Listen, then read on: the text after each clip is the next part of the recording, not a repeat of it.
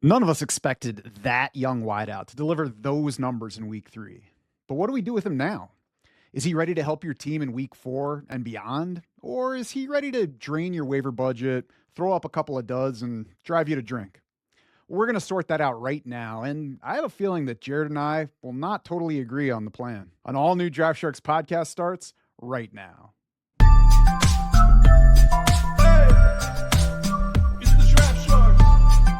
Matt Schaff and Jared Small of DraftSharks.com here to get you ready for your Week 4 waiver wire runs. We will talk breakthrough wide receivers, top Week 4 quarterback plays, potential tight end targets, and streaming defenses. But first, Jared, let's hit the backfield where we're about to get Tyjae Spears back for the first time this season, inactive through Week 4 at least because he is on the PUP list to open the season, but available in, I'm sorry, not the PUP list, IR, I believe, because he wasn't on PUP in camp. But in any event, inactive through at least Week 4, available in 66% of sleeper leagues as of Tuesday morning. Why should I consider targeting Tyjae Spears right now on my waivers? Yeah, I mean, he's just a good football player. And we like stashing talented running backs. Now, I will say I'm definitely less excited about Spears now than I was in like early August. And part of the reason is that's because I just freaking hate high ankle sprains. I mean, and his seems like it was on the severe side too for him to, land on IR, miss these first 4 games. He's going to have been out, like 6 weeks by the time he makes it back. So I am curious to see whether he's, healthy Tyjae Spears when he returns. I think it might even be another few weeks beyond that before he's like truly back to 100%. And then of course this Titans offense has just looked really rough through 3 weeks. Tony Pollard's been dominating work in this backfield.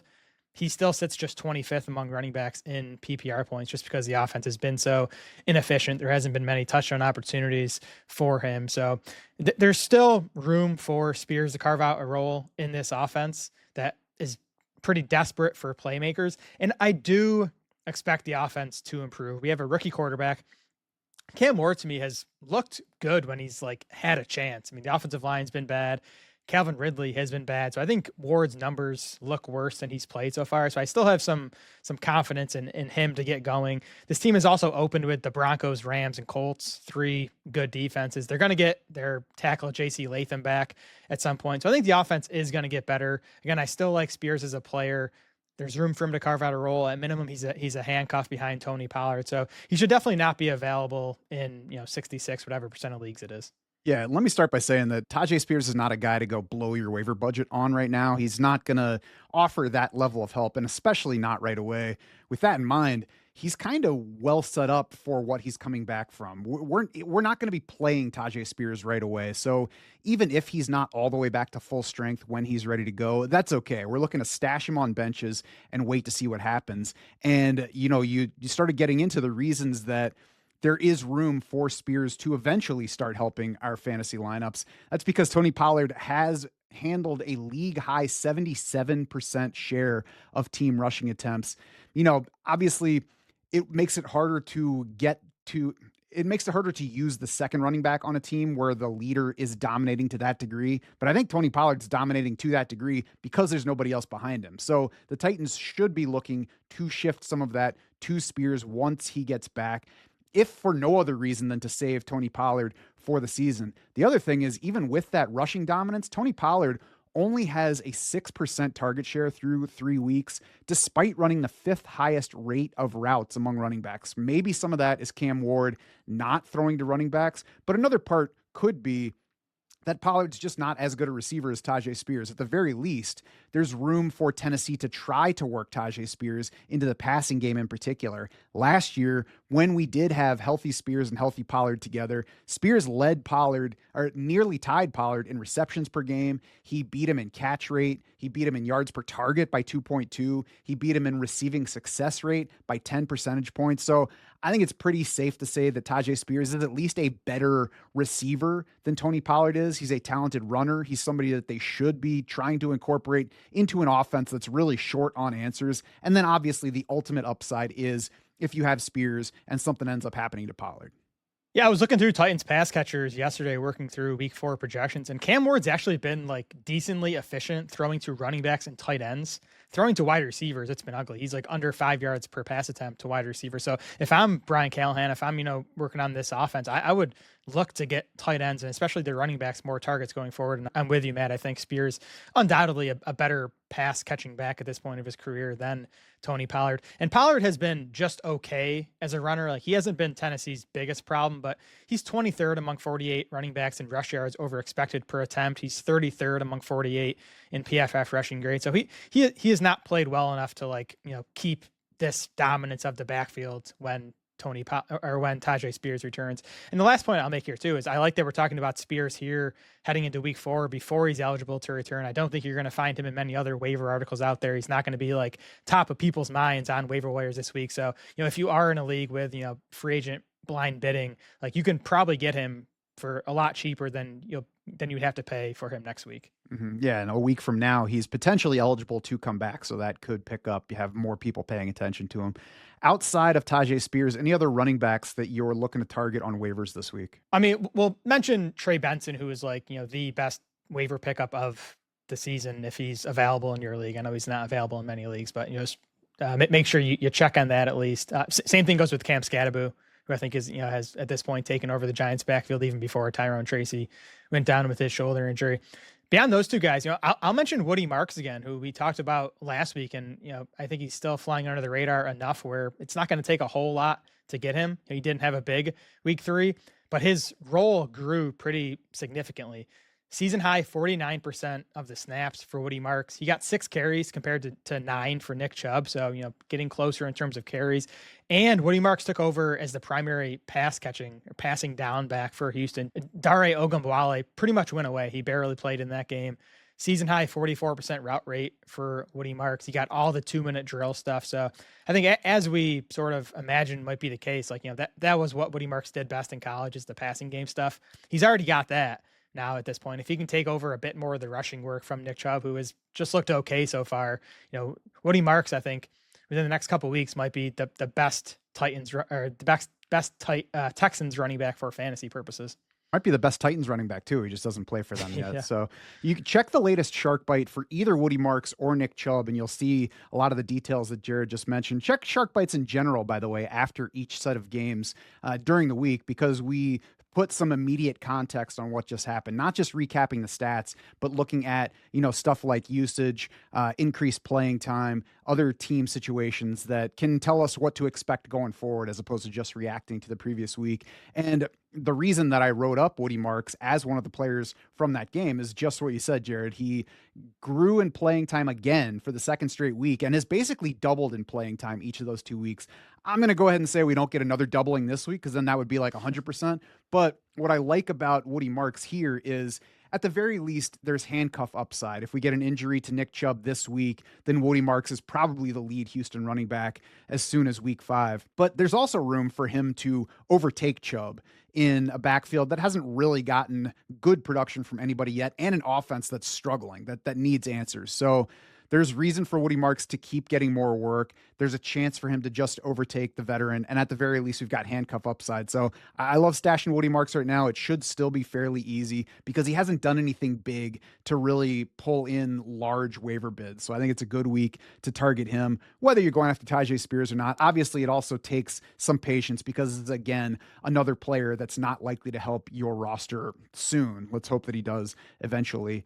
Wide receiver, Jared, I want to talk about these two guys together, because it could be a decision for a lot of fantasy managers out there. We had Tre Tucker and Luther Burden both put up fantasy lines in week 3 that forced everybody to pay attention. Tre Tucker, 8 catches, 145 yards, all 3 Vegas touchdowns in a lopsided loss to Washington. Luther Burden, the rookie in Chicago, 3 catches, 101 yards, 65-yard touchdown catch in a lopsided win over Dallas. On Monday morning, I saw a guy named Jared Smola tweet that I should target Burden over Tucker on waivers. So now tell me why.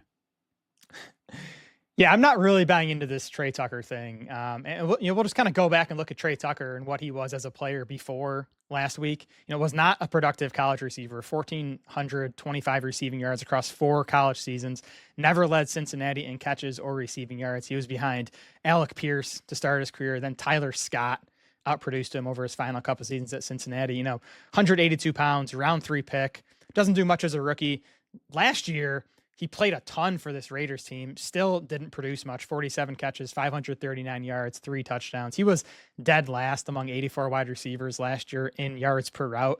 And even the first 2 weeks of this season, 5 total catches, 66 yards, 1 touchdown. Then he explodes for this massive game against Washington. It looks like more likely to be a fluke for me. I'm not saying that's 100% for sure. I mean, there's always ranges to these things. Maybe Tre Tucker's about to break out. I just don't think that's the case. I think really these last 2 weeks, because even in week 2, he saw a pretty nice volume. I think that's Brock Bowers not being right. I mean, if you watch these Raiders games, Brock Bowers is clearly hobbled by that knee injury. His production has been down. The playing time and targets have still been okay, but the production has been down. I think Tucker's benefited from that. I think once Bowers is healthy, Tucker's back to the clear number 3 target in this, just okay Raiders passing game. All right, so now give me the why I should target Luther Burden. I mean, I just think this is the start of Burden taking over a big role in this offense, which I think, to me, was always likely to happen at some point this season. I mean, we're talking about a super talented player, 39th overall pick of this spring's draft, and it's Olamide Zaccheaus in his way for playing time. So, Burden still just 31% of the routes last week is still not a week 4 fantasy option. We need to see that get way, way higher before we can trust him. But I just think this game, and Ben Johnson made some comments in the middle of last week about wanting to get both Luther Burden and Colston Loveland more involved going forward. We saw that with Loveland early in the game. He got 3 targets early on, then he hurt his hip. Luther Burden also, they schemed up that flea flicker for him. He had a carry in this week 3 game as well. So I just think Ben Johnson's ready to get these rookies going. I think by the end of October, Luther Burden's going to be, pretty close to a full-time player in this Bears passing game. That's potentially clicking. We'll see him. Maybe it was just a Cowboys matchup, but that was obviously a positive performance from Caleb Williams in the passing game. So to me, Burden's the guy who, over the back half of the season, we could be ranking him as a, top 35 wide receiver every week. So I want to start by saying, I think that even though these guys look similar in that they both had really big week 3s after not doing a whole lot for us before that, there were different assets on waivers. If you're looking for somebody that has a shot to help you in week 4 or over the next few weeks, I think that's Tre Tucker. If you're looking for the person with the higher long-term ceiling, I can agree that that's Luther Burden. I'm pumping the brakes a little bit, though, on Luther Burden because I don't think that there is as clear a path to a big role as it seems that you believe there is, Jared. So even in this game against the Cowboys, he ran only 9 routes. As you already said, a 31% route rate. That's up versus week 2, but we already saw him go from 21% in week 1 to 12% in week 2, up to 31%. So maybe this is the start of a climb, but it also might just be part of a weekly fluctuation that's maybe it's game plan dependent or whatever. We'll see exactly where it goes. It was still just half of Olamide Zaccheaus' week 3 exposure. So like you said, still got lots of growth that needs to happen before he gets that. The other thing that I want to highlight here is I think we collectively are assuming that Luther Burden is the ascending slot receiver in this offense, but the numbers haven't supported that yet. If we look at where the Bears wideouts are running their pass snaps from, we've got Zaccheaus at 77% slot, Roma Dunze at 34%, Burden at 32%, DJ Moore at 31.5%. So maybe Burden is the guy behind Zaccheaus and starts taking those slot snaps, and we see that percentage grow, and he does fit more easily into this offensive scheme. Or maybe he's just like Odunze and Moore in that they see him being able to play both outside and inside, and guys just kind of rotate around, and this group just stays, I don't know, rotating, fluctuating, whatever, moving around as we move through the season. So I guess I'm a little bit less sure on what we should expect the path to look like for Burden. Not to mention, I'm still a little bit hesitant with Caleb Williams. Excellent game against Dallas.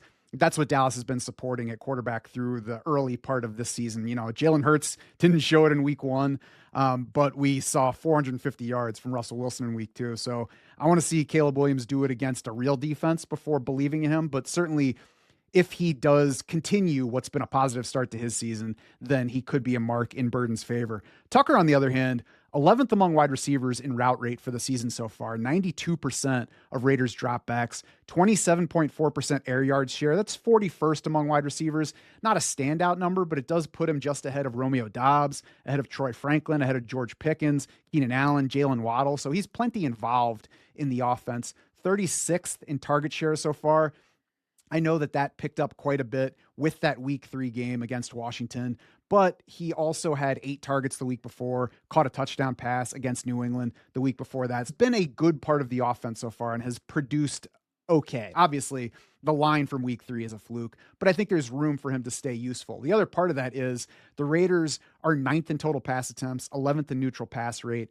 I think that we're going to see this team stay pass heavy, if for no other reason than because it probably has to. And I think that gives Tucker a chance of just kind of settling into a wide receiver 4 range, being a kind of Romeo Doubs level usable wide receiver going forward. Yeah, he's a full-time player, like you said. He has the speed. He has a quarterback in Geno Smith who's willing and able to get the ball downfield to him. To me, the biggest mark in Tre Tucker's favor is that he plays the Bears this week. So I do think like he's a decent week 4 spot starter if you were someone who lost CeeDee Lamb or lost Mike Evans. If you're desperate this week, I do obviously like Tre Tucker over Luther Burden, but I do think Burden is eventually going to take over most of those Olamide Zaccheaus slot snaps. I think he's just going to be more efficient with them. I mean, DJ Moore is clearly not a big part of this offense at this point. So again, I think talk about upside for Luther Burden. He has a chance to emerge as the number 2 target in this passing game. I think it's a little early to say what's clear about an offense, especially that has a second-year quarterback who sucked as a rookie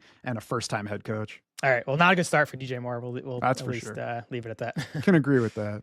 All right. So consider both wide receivers. I would say don't try too hard to win the bidding war on either guy. Is that fair? Definitely not Tre Tucker. I'd be decently aggressive to get Luther Bird. I mean, he's someone I have stashed in a lot of leagues already, but I think if he's available, I mean, again, we talk about upside. Like, I just think he is someone, especially a wide receiver. Like, I want to be targeting guys who, again, at some point of the season, we might be ranking inside the top 30 and might be like, solid starters. And I just think Burden has that potential. I don't, unless there's an injury to Odunze or DJ Moore, but I guess we'll see where this goes. I think stash is the right word for him. And to me, that's a 5% or less guy. Yeah, definitely stash for now. Again, you're not starting him, but I'm hoping that playing time ascends pretty quickly now. Quarterback, if you are in need of one this week, I would say Marcus Mariota, if Jaden Daniels remains out, is a good option for this week, but we have Daniels projected in there for now. We'll cross our fingers for Jaden Daniels getting healthy. So beyond Marcus Mariota, Jared, what do you like here? Yeah, nothing like to grab like for the long term, but I do think there are a couple of good week 4 spot starters. If you had Jaden Daniels and Mariota's gone, I think even if you have Dak Prescott, he plays the Packers this week without CeeDee Lamb. Like, I would bench Dak Prescott for Geno Smith or Matt Stafford, who are both available in many leagues. Geno Smith's already given us a pair of top 15 weekly finishes, including a quarterback 3 finish last week. Again, he is home for the Bears this week. The Raiders have a 23.5 point implied total. Game has a 47.5 point over under. Definitely, could be a high scoring game. And then Matt Stafford just playing really well. Obviously, was in a tough spot against the Eagles last week, but Stafford for the season is still 3rd in PFF passing grade. And I really like this Colts-Rams game. 2 of the better offenses in the NFL so far here going against each other. The Rams have a 26.5 point implied total for week 4. That's 4th highest on the week. So I actually like Stafford a bit better as a week 4 streamer than Geno Smith. It's going to be Geno Smith for me against the Chicago defense. That's the number 1 QB scoring matchup by our adjusted fantasy points allowed so far.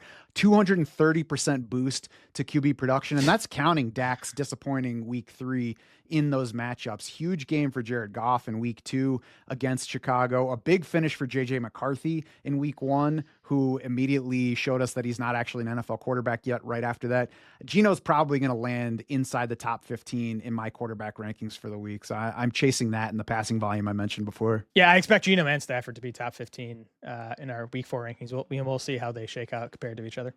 I think it's going to be more difficult to find tight end help if you are in search of that this week. Jared, what do you like at tight end if I'm targeting somebody on the waiver wire? Yeah, so Hunter Henry's available in 60% of sleeper leagues. So check on him first because I do think he's the clear top ad at tight end, obviously coming off the big week 3. So it's going to cost you if you're, bidding on these guys. But Henry leads the Patriots with a 21% target share so far. The wide receiver core is ugly. They're rotating all these guys. Henry's like the guy in the passing game, at least for now. If he's not available, nothing I'm excited about, but I do think Brenton Strange is okay going forward. He's tied for 12th among tight ends in targets so far.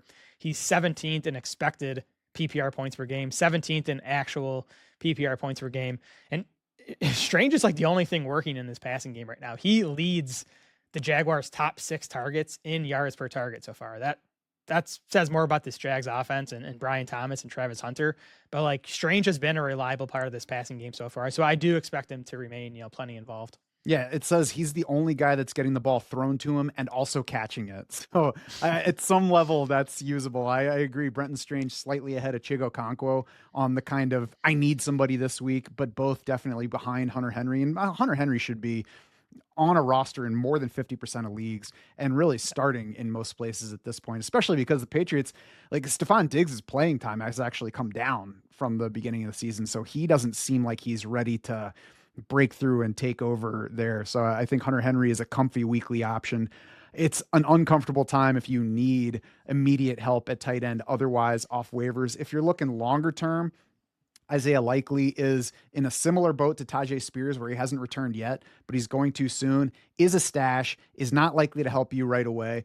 There is a chance that we get the increased role that John Harbaugh always likes to talk about without actually giving us for Isaiah Likely when Mark Andrews is on the field. And at worst, we're talking handcuff upside for Isaiah Likely, who might even be a little bit easier to pick up after Mark Andrews finally had the big game against Detroit on Monday night. Yeah, good upside stash. Again, I think it might take a Mark Andrews injury or a Zay Flowers injury to make Likely reliable. But as far as ceiling goes, like we've seen it, he has the potential, to be a difference maker in fantasy lineups. Week 4 streaming defenses. The Lions are more available now than they were a week ago. 47% rostered on Sleeper, down from, I believe, around 65% a week ago. So they should be available in a lot of leagues where they weren't previously. Coming off a pretty good game against Baltimore. You wouldn't know it from how many points the Ravens scored, but the Detroit defense played well in that game. And more importantly, in week 4, they're home for Cleveland. So if Detroit's available, that's easily the pickup over the other streamers. What else you got here, Jared? I like the Patriots, who are home for the Panthers, and that's really the key here. I think, defense playing the Panthers has been a good start so far, I guess, unless you're the Falcons, and that was, less about the Falcons defense and the Falcons offense last week. But the Patriots are 5.5-point home favorites in this game. Carolina has the 5th lowest implied total on the week. And, the Patriots defense, they've kind of struggled against the pass so far. They should be getting Christian Gonzalez back this week, I would think. It seems like he was close to returning last week, so I think they'll get their top corner back this week. And their run defense has actually been good. They're 12th in run defense DVOA through weeks. So if they can, kind of bottle up Chuba Hubbard, take a lead, force Bryce Young to drop back a bunch of times, there's, definitely upside to the Patriots defense this week. Yeah, you would think the Carolina's coming off a good offensive game because they scored 30 points, but they managed 224 total yards. So it was definitely a lot more about Atlanta than it was about the Panthers. Carolina's also turned the ball over 6 times through 3 games. They carry the 5th lowest implied team total for the week at the moment. So yeah, nice spot to continue targeting Carolina. If you are able to pick up the Lions this week, you can hold on to them for week 5 where they're at Cincinnati. If they're not available, if you need somebody else, watch for the Ravens to see if they get dumped in your league, coming off a terrible outing against Detroit and their 2nd negative fantasy score in 3 weeks so far this year. So they're highly rostered at this point. I wouldn't be surprised if we see Baltimore get dropped, especially heading into a matchup with the Chiefs. Week 5, though, they're home against Houston. Then they have another matchup. We don't want to play them against the Rams. They have a week 7 bye. After that week 7 bye, though, this is really the stretch to pay attention to the Ravens defense. Starting in week 8, home for Chicago, at Miami, at Minnesota, at Cleveland, home for the Jets, home for the Bengals, home for the Steelers, at Cincinnati, home for the Patriots. We're talking about a half season's worth of games that you might be able to start the Ravens defense. So I think they're worth considering stashing if they come available at any point before that week 8 game. Yeah, still a good defense. They've played Buffalo We'll and see. Detroit in 2 of their first 3 games. I think it's a good defense. They faced maybe 2 of the best offenses in the NFL so far. I like the Cardinals as a stash right now too. I think you can use them this week at home for Seattle on Thursday night. I always like home teams on the short week. I think it's a upside spot for the Cardinals, and then they get Tennessee in week 5. So I think you can grab Arizona now and use them this week, and I think they'll be a top 5 defense play in week 5. Agree with that. And you can also look at, if you're looking ahead to week 5, consider the Colts at home against the Raiders. 30% rostered on Sleeper right now. So they're available, and they're at the Rams this week. So probably not going to get picked up a whole lot for those week 4 matchups. You can find more defensive streaming options in Jody Smith's weekly article that highlights those picks. You can also find waiver wire targets for the offense and IDPs on draftsharks.com now. All of that is powered by our 3D projections updated for this week and the week ahead, because we know that sometimes you don't need help right now, but you want to get ahead of the rest of your league. We will be back right here Friday to preview the week 4 action. In the meantime, head to draftsharks.com for all the content and team management tools you need to get your lineup set and to galvanize your roster for the rest of the season. Let Draft Sharks be your unfair advantage.